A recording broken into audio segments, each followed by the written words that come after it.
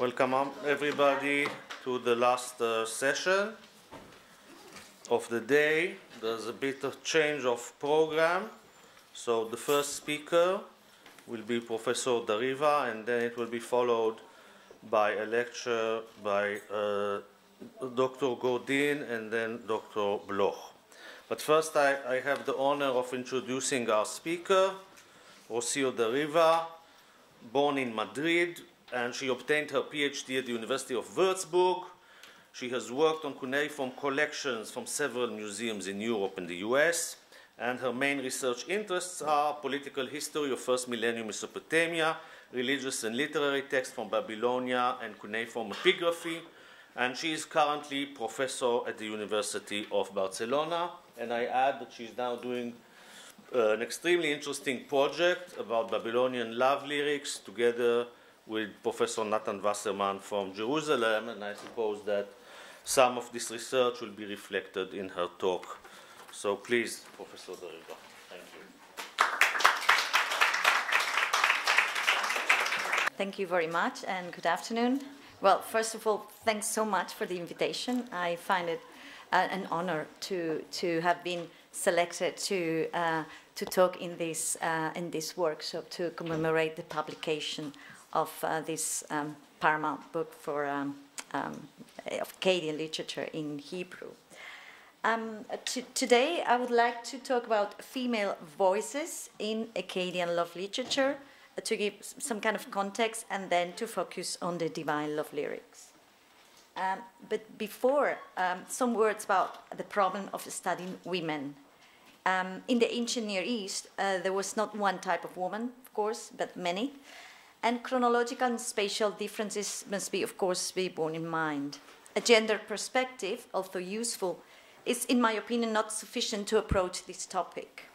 For gender, as analytical category, never acts alone, and it intersects with other relational categories such as age, social class, wealth, status, ethnicity, etc., in shaping an individual's identity. The combination of these various categories provides a wide range of female models. In Mesopotamia, we can find as many types of women and as manifold as we can find types of men. Even if women played crucial roles in all levels of society, it is well known that the diverse cultures and social systems of ancient Mesopotamia, their variations notwithstanding, were eminently patriarchal. Women's capacity to determine their own lives and their room for maneuver in matters of relevance to themselves was more limited than that enjoyed by men, and women did not have independent access to political power, at least in most periods. Archaeological context, iconography, and cuneiform documents offer multifaceted evidence for women of different social classes. A problem of these sources is their, to some point, androcentric bias, which in many cases partially or totally conceals the significance of women. I cite here Akasia Spakovska, referring to ancient Near Eastern women, the problem of studying ancient Near Eastern women. The loudest voices tend to be heard, while those in the background are mute and stilled. Incidentally, this androcentric bias is also the problem of the study of the sources, but that's another matter altogether. One sphere in which females, women or divine, appear particularly active and wield considerable power is in the amatory literature, with its erotic verbalizations of romantic and sexual love, often expressed in a cheerful way, but in some occasions in what seems to us an unpleasant and even lewd manner. A distinct component of this type of literature is, in the words of Tony Holm, I quote, that love is portrayed as an egalitarian emotion, with the female speaker portrayed sometimes as even more sexually aggressive than the male, end quote.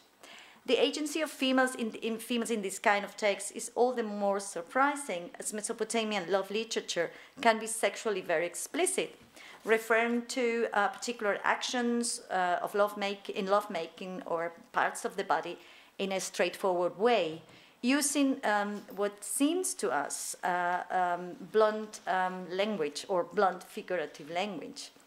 Female figures in Akkadian amatory literature do not epitomize the passive and meek roles expected of them in male-dominated societies. The female voice is always present in these compositions, chasing the male ardently, vividly describing her desire for him, denigrating potential or actual competitors, verbalizing her feelings through salacious and crude language, and even, following the example of Ishtar, recurring to physical violence to obtain the sexual favors of a reluctant male lover. In contrast, men appear more restrained in certain compositions, passive even. The love literature from the 3rd and 2nd millennia has been studied by Nathan Wasserman, and his edition is also available online in the Sources of Early Akkadian Literature in the seal. Akkadian love poetry from the 2nd and 1st millennia has been examined by Nissinen. The extant corpus of love literature in Akkadian is not very voluminous, but as song lists indicate, we only know a very small part of it. In some texts, there are indications of the existence of series of literary creations of erotic content, but there is not much we know about them. About these texts, they were all written in verse, but not in the same kind of verse. Their topic, form, and content change and vary from text to text. Amorous texts form a group, but they are only connected thematically. They deal with love in its manifold manifestations: tenderness, affection, sexual desire, jealousy, possession, the full range of strong emotional and mental states, positive but also negative. The texts seem to have different literary, societal, and religious functions, as far as these are in any way discernible, and their origins span over a period of more than a millennium. The texts do not share stylistic and formal characteristics, and the scenes depicted in them do not have a common social or spatial background. All this makes a generic ascription very difficult. So from an emic point of view, there is no evidence that these texts were viewed as belonging to the same genre, and neither can we group them collectively, so from our perspective. Today, I will focus on the Akkadian literary material dealing with love and sex from the 2nd and 1st millennia, mainly from Babylonia, even if some Syrian sources will be considered too. And I will deal with texts in which a female, be she a woman or a goddess, is speaking. That is, in texts with a contextual or grammatical evidence of direct speech. My aim is to scrutinize the female voices that we encounter in these texts and the context in which they appear. I have left aside texts that are too fragmentary or too ambiguous to allow a clear interpretation, but also texts that, even if they are very informative on women's agency and behavior in this context, only represent the male voices. Although I have tried to include as many texts as possible, it's not my intention to be exhaustive. I'm not concerned with matters of authorship. For in Mesopotamian literature, this is a complicated issue and is beyond the scope of this paper. For the purposes of the present study, it does not really matter who wrote the compositions. The female image as transmitted through these voices and the gender relations reflected in the compositions are my main interests. I'm also aware of the difficulties of using these sources to study actual sexual practices, for they are literary texts and some of them do not even deal with humans, but with divine characters. In addition, Akkadian literary compositions emanate from the scholarly circles and the political elites, and as such they represent and present, in the words of Nathan Wasserman, the hegemonic view of society. Be it as it may, they inform on emotions, on their literary expression, and on their contextualization in Akkadian culture. Let's have a look at the corpus. With the exception of some Ur-3 texts that could be all Babylonian, the Akkadian love literary texts that we have date to the 2nd and to the 1st millennia and come from different archival contexts in Assyria and Babylonia. In spite of the thematic similarities, the extant material from the 2nd millennium describes amatory exploits between humans or between deities, seldom mixing these two, in different social sceneries, while 1st millennium texts mostly deal with gods and goddesses and are always embedded in a ritual setting. The second millennium. There is a diverse group of Akkadian love lyrics from the second millennium describing lovemaking and passion between humans or between deities. As I said, usually not mixing them. Of interest in these texts is that they prolong human emotions and actions in aspects related to love and sexuality into the divine sphere, with women and goddesses feeling and behaving in a comparable way. Female voices, strong and determined, can be encountered in two kinds of compositions: love poems, published by Nathan Wasserman in 2016, and the love incantations, part of the publication of Wasserman and Sommer 2022 of incantations, second millennium incantations.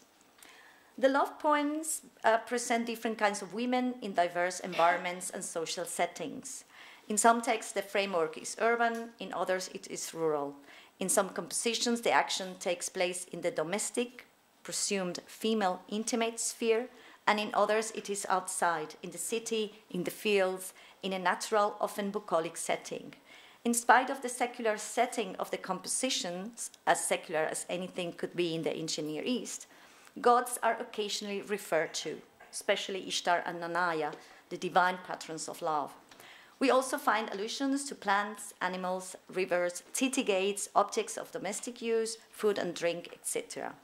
In all of the compositions, the women express their emotional whirlwind, anger, longing, erotic excitement, despair, lust, jealousy, through their own words. There are sporadic dialogues with a male voice, and often a third voice, a kind of chorus, describes the different situations these infatuated women pass through and contextualize the words.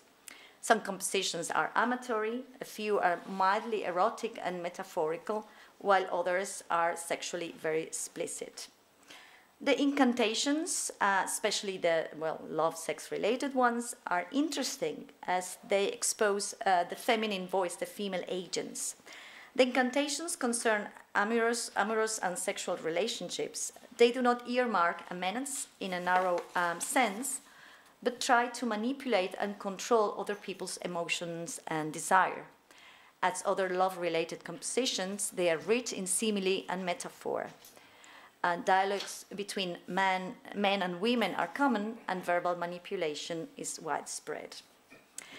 What about the first millennium?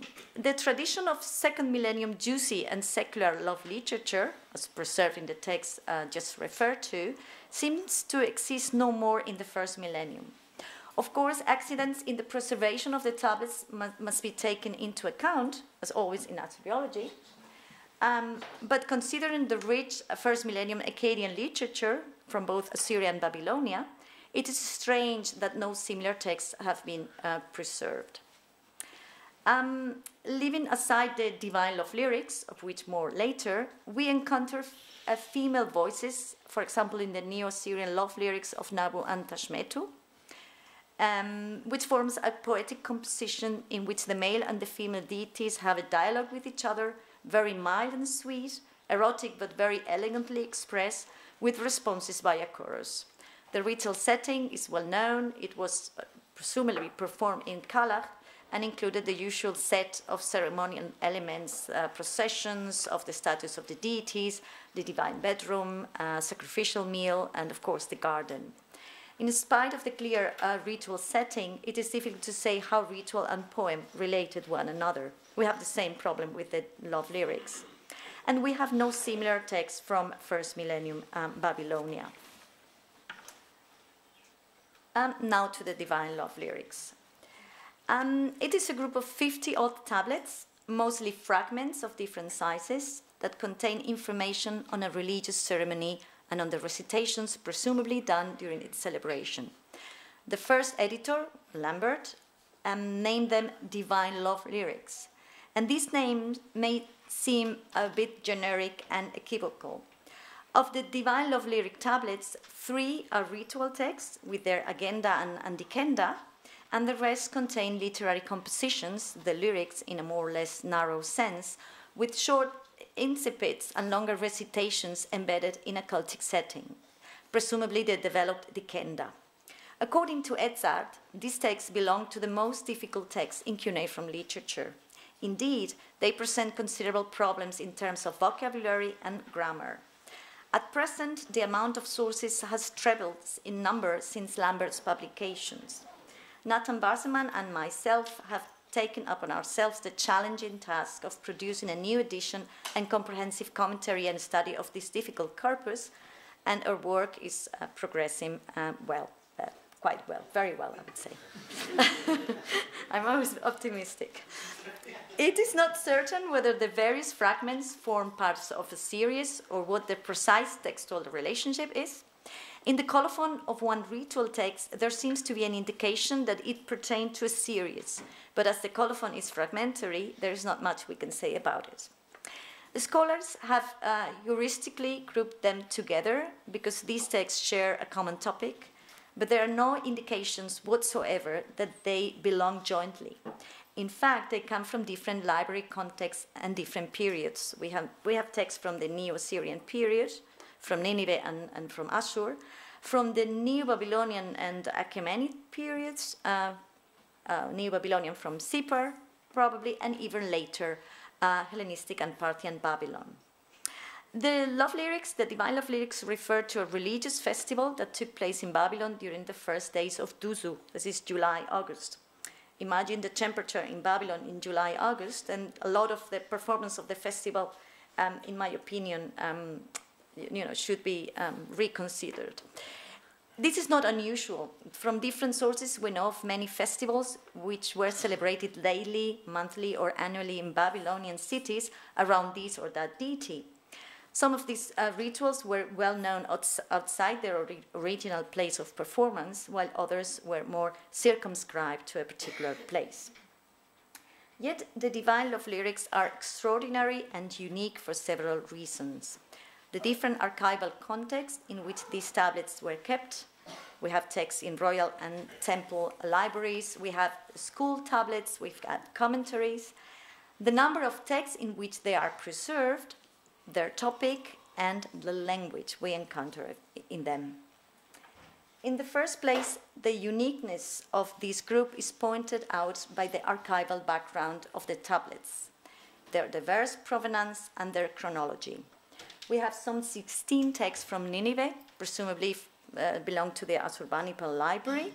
They ended up in the Kujundjik and other collections of the British Museum. We have one text from Assur, found in a private house in Assur, in the library of a chief singer, but we cannot really date it. A handful come from Sippar, probably from the library of 7th century Sippar. Of these Sippar texts, one, maybe two are school exercises, and the rest come from Babylon, from the late Babylonian libraries. Most are in the British Museum, but there are 3 in Berlin. The 3 texts from Berlin were found in Merkez. From a chronological point of view, some tablets date to the 8th, 7th centuries, and others to the 6th and 4th or 1st centuries. And these dates are in some cases confirmed by paleographic observations. Very few texts preserve colophons, only 3 of them.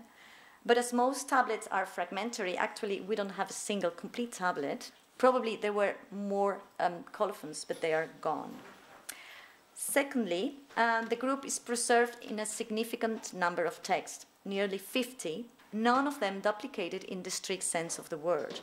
The tablets are fragmentary, I said again, and partially parallel, but we don't have the impression of having duplicates. And most of them deal with the highly expressive compositions that were presumably recited or even sung in the course of the ritual performance. So they are the kenda or the legomena of the ritual. The ritual as such is only preserved in 3 tablets, of which only one is sufficiently well preserved to allow a clear identification of the contents. In the third place, the topic is absolutely unusual.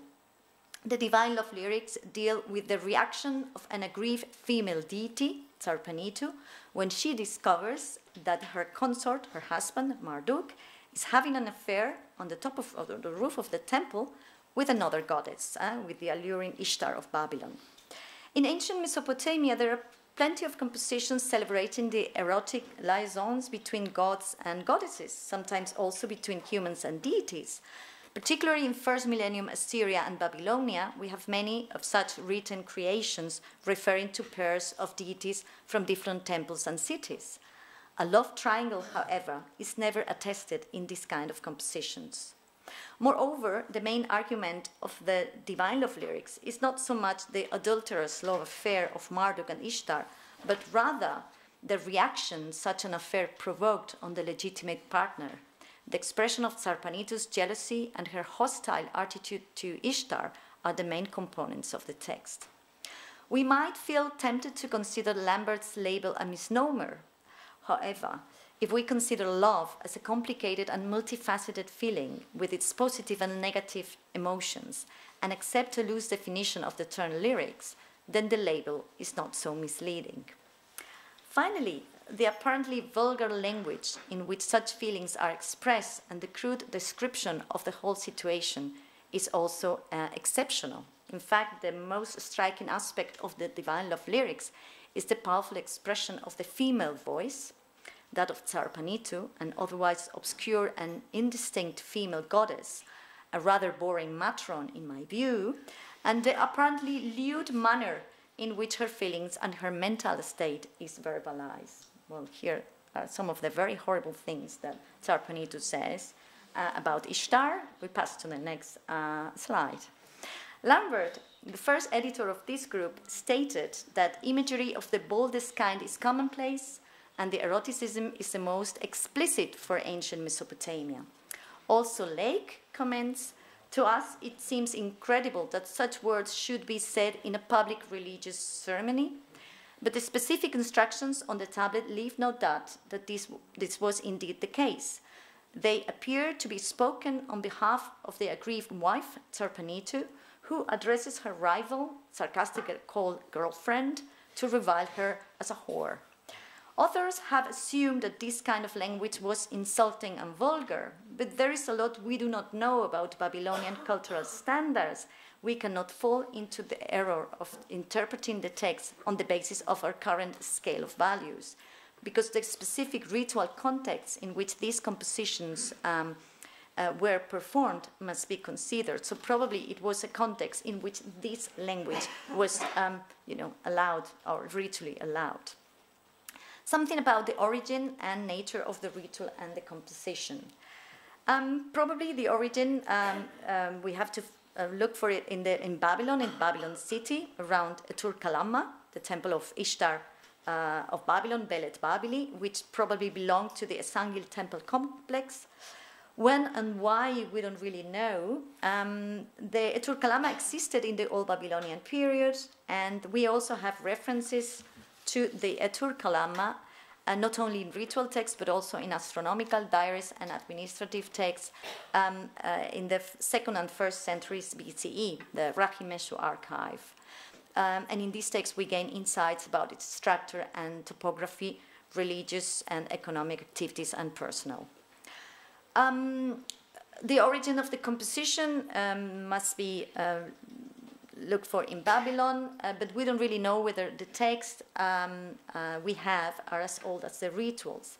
It is a very unusual ritual, not like any other religious ritual or poetic composition of divine love we have in Akkadian or Sumerian tradition.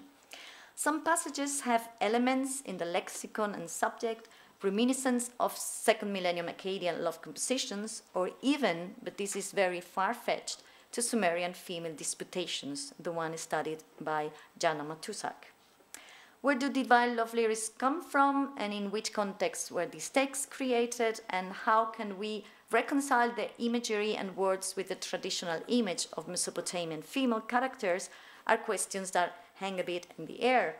But in my opinion, the closest we have in 1st millennium to the 2nd millennium love literature text and incantations, both in the language used as well as in the treatment of the topic, are indeed the divine love lyrics. I'm not implying a direct derivation of one group from the other, but it is difficult to ignore the similarities.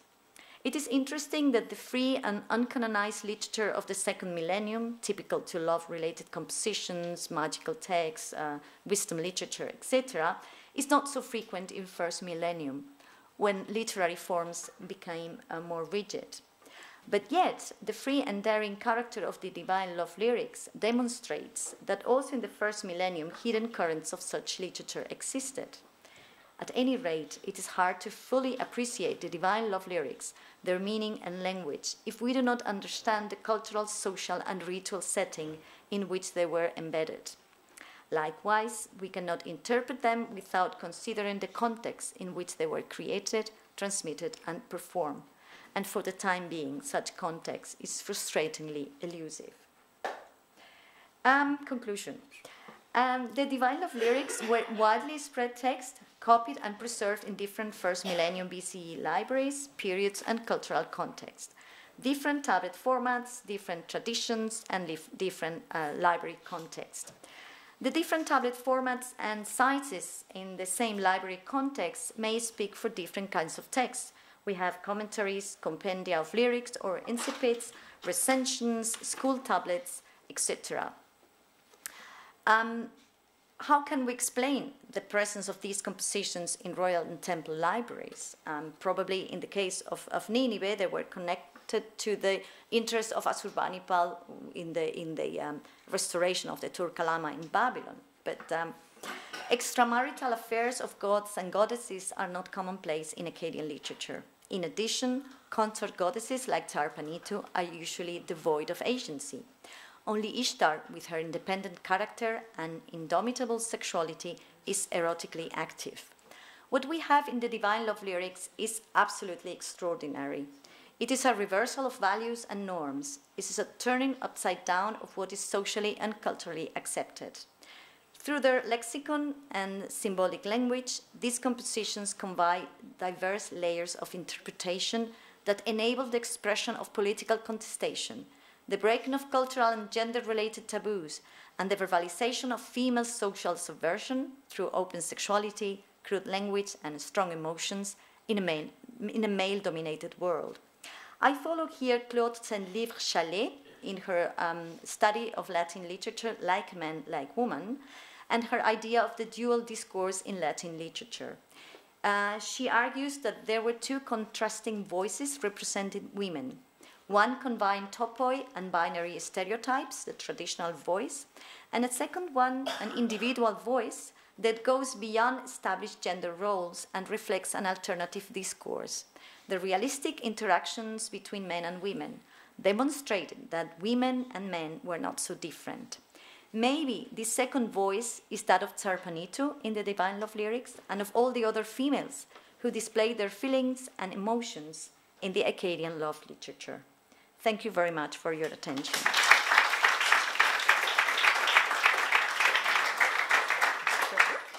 Okay, so, sorry. That's okay. Thank you very much. The water. Take the water. Sorry. Yeah, okay.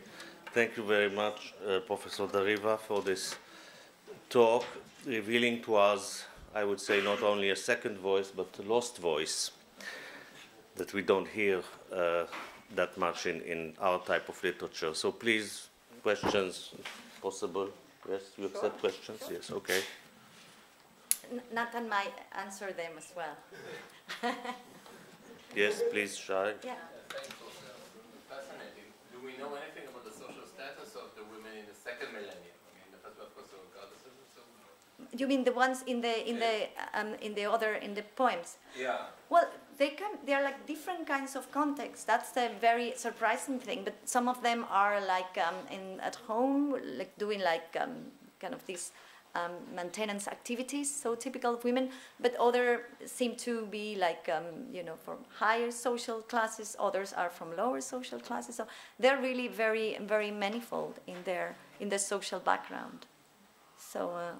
And also some are more restrained, others are more passionate. So, but I think about that, I think Nathan Wasserman would know more because he knows this material much better, of course. Please. No. Yes, please. Do you think there's a relation to Sumerian literature of the kind Jana Matuszak has published? You have this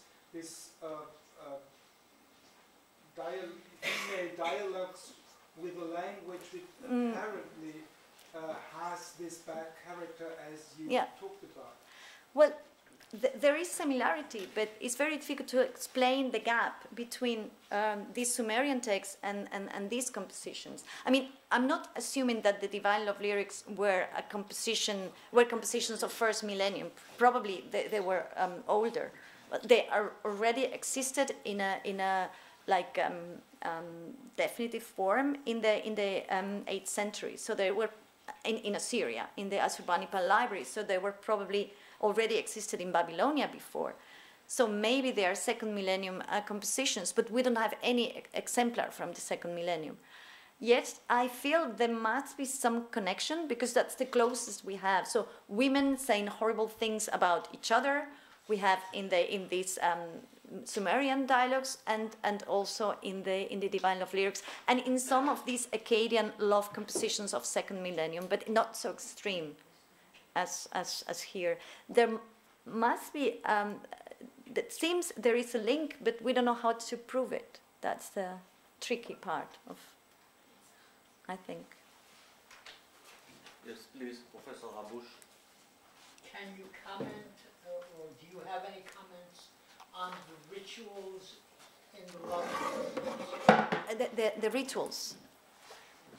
Well, as far as we know from the ritual text, because we only have 3, the rituals took place in at least 6 days at the beginning of Duzu. So there were rituals that, I mean, it was nearly a week. And we think that some compositions took place during the night. What we know about the rituals is that they involved a lot of movement. People came and went from one neighborhood of Babylon to another. They even went to Hursak Kalama. They went to Kish, Hursak Kalama, and to, I think I've got it here in the map, because we prepared this map.